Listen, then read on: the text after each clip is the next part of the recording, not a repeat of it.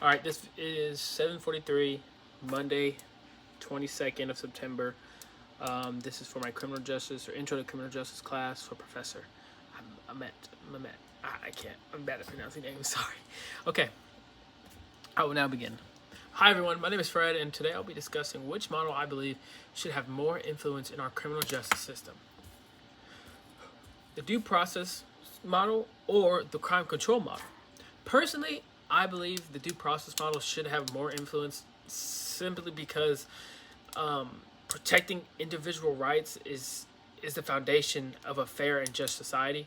Um, that's honestly what I believe. But going further into explaining the models, the due process model focuses more on making sure that people are treated fairly by the justice system, and it has a big emphasis on constitutional rights, legal protections, and procedural fairness, like per se, like the right to an attorney or the right to remain silent, your Miranda rights, and of course the right to a speedy and fair trial. Which, if I can look at my notes here, and for my fundamentals to criminal justice class, yeah, I had it right. Sixth Amendment. I was gonna say it off the top of my head, but I didn't want to look crazy in this video. Like, this guy didn't know what he's doing. Um, yeah, and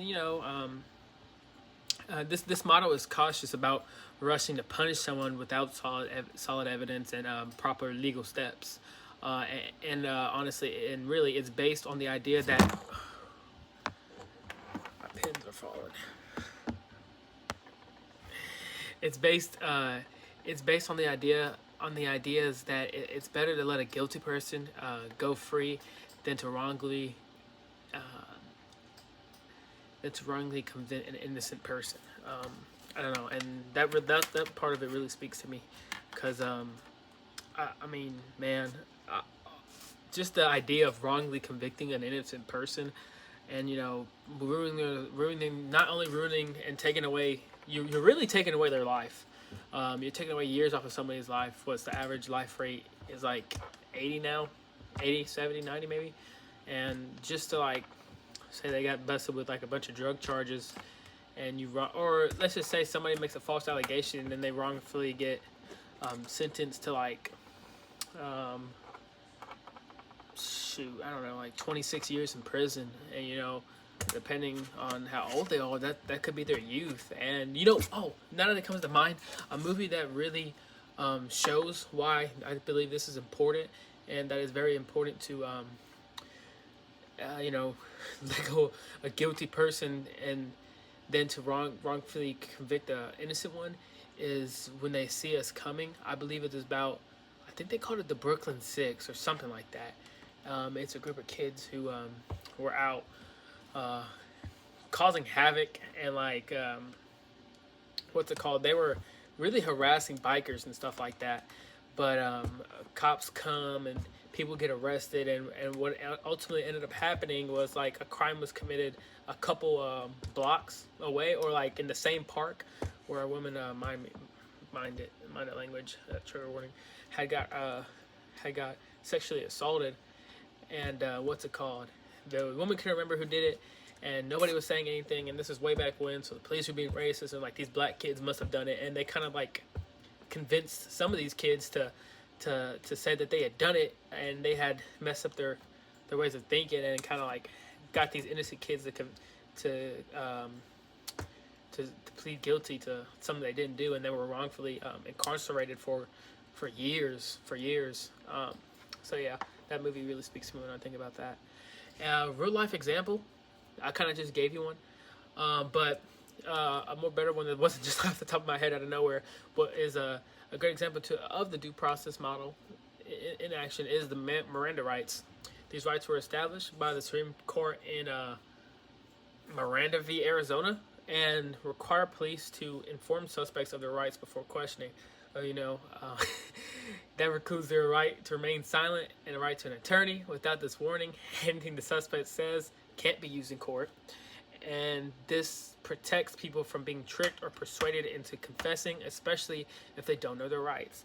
It's a clear example of how the due process model works. in prevention of abuse of power, and to ultimately ensure fairness. An example of the Miranda rights going wrong, I guess, would be if you guys have ever watched Medea. I forgot what Medea movie it was. It might be Mad Black Woman, or it's Medea Goes to Prison. But I vividly remember, or it's Family Reunion. I don't know. One of them. All I know is that one of them starts out with her in prison. Oh, it is Diary of a Mad Black Woman. I think it is. And she gets arrested, but the cops didn't read her Miranda rights, and they had to let her go inside of court, which is really funny. But I don't think that's how that actually happens. They're still responsible for the crime you committed beforehand. They just can't use anything during the arrest to convict you, I think.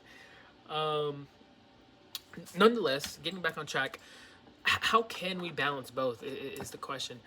I think it's possible to balance both models, but it's really hard. It's going to be extremely hard. In times of crisis or high crime, the system tends to lean toward crime control, focusing on the quick arrests and harsher punishments.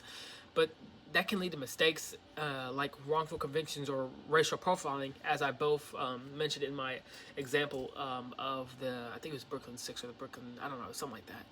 But they can, racial profiling, it happens. And in that example that I gave you, I'm pretty sure those kids had all got, and it was a white woman too that it happened to. So, they didn't hold back the hammer. But I'm pretty sure those kids had all gotten like 20, 30 years, and some of them got put straight into like grown-up prisons when one of them was 16, and he got abused and stuff, and he really wasn't the same afterwards from the documentary or something like that. Yeah. But the key is to make sure that even when trying to keep society safe, we don't forget about people's rights. So yeah, I think balance is possible, but it takes strong laws, good training, and accountability. Which after a bunch of movements, I think we're starting to see accountability and good training go more in hand. As because we see what not trained professionals in the law enforcement can do. To a group of people, to society. But to wrap it up, I believe the due process model should have more influence in today's system. It protects the rights of everyone, especially the innocent, and keeps the government in check, which I think is extremely important. And in a fair society, justice isn't about catching criminals. It's about doing it the right way and doing everything right and timely. So, yeah. Thank you for listening to me. Pray y'all have a good evening, and maybe I'll see some of y'all in class.